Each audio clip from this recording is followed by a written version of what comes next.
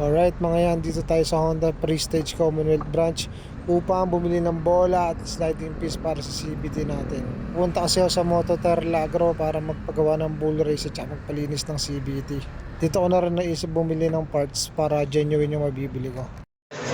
Bili niya. 6 na? 6. Sir, pangsulat na lang siya ng name ko.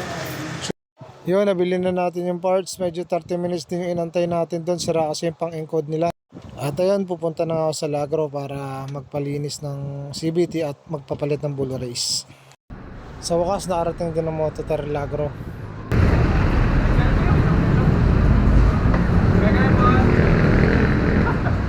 So yun, ready na nga yung mga kagamitan.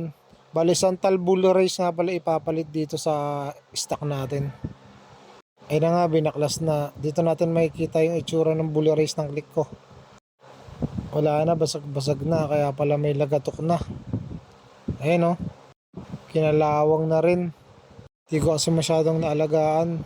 Nalulubak din kasi minsan. Tingnan nyo, kalat-kalat na yung mga bulitas niya. Tapos puro kalawang. Ito nga pala ipapalit, Santal bull race. At nakasalpak na nga yung bagong bull race. Pinalagyan nilang konting grasa para ikabit na. At binaklas na rin pala dito yung CVT ko para linisin. Tingnan nyo naman sobrang dumi. Tagal-tagal din kasi hindi nalinisan. Tapos na nga malinisan yung CVT at tapos na rin maabit yung bull race ko.